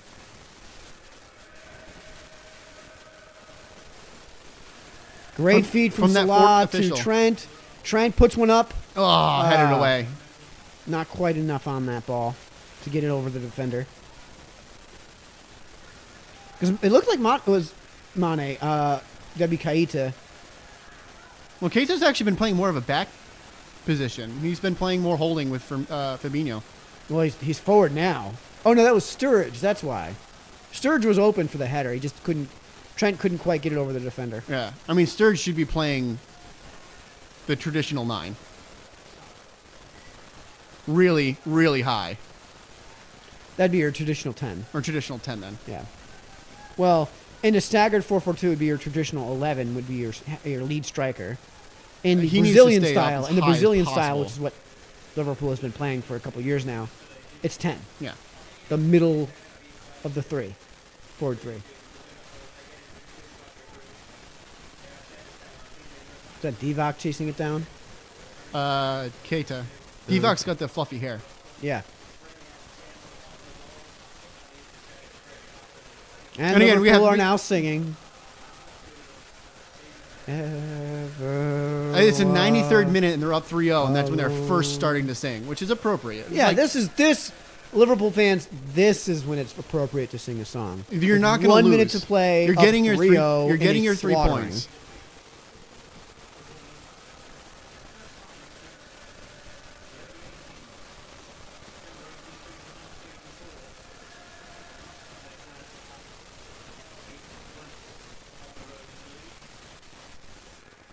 All right, 94th minute. I feel like they're not pressing forward because they're just going to take the 3-0. Yeah, I mean, at this point, okay. 30 seconds left in the match, up 3-0 against a team that you have dominated. Okay. I mean, I'd like to see 4-0 to make that goal difference a little bit easier. Yeah, but with 15 seconds left, like, do you really, like... I think they were trying to find that straightforward run. That way they're not bringing too many guys forward. And that's the end of the match. Yeah. That's the end of the match. Liverpool 3, Bournemouth 0. All right. Top of the table. Top of the table. For now. Yeah, I don't think we have much else to say here. Arsenal's up 2-1 on Huddersfield. I guess we'll go to some out-of-town games. Arsenal's up 2-1. They got 4 minutes of added, and they're in the 95th minute. They're about to get to... Man, that Arsenal defense really Arsenal defense really does suck. They should be winning this 2-0. Yeah, Huddersfield may have the worst attacking forward presence in the league. And that's the end of the match. Arsenal up 2-1 over Huddersfield. They still got 3 points. Got their 3 points. Watford and Everton we're going to go to. Ooh. Watford is up 1-0 on Everton. They've got 4 added minutes. They're just starting the 94th minute. And we are looking at... a miss. An Everton header from a good cross that went over bar. And the fans are... They're blowing the whistle. Are blowing their whistle and whistling and hooting and hollering. Like, guys, you got 30 more seconds. That's a foul. That's a hilarious foul. He went way over that Watford player. That was a hilarious foul. Come on, Zuma, get up. You're the one that did the foul. Is that a red jersey or is that a pink jersey for the referee? I can't tell. It's I don't know. It's one of those weird fluorescent colors that you can't tell the difference. It's salmon. Salmon. All right. Well, +4, and we're just starting the 95th minute. In Watford. Look how high up you went over him. Jesus, that is a definite foul. I don't know the Watford are going to bother here. Offsides. Come on, guys. Can we get this game over with? Yeah, can we make sure that the wrong side of Liverpool loses? Yeah. Yeah, I know. I realize they're only 6 blocks away from Anfield, but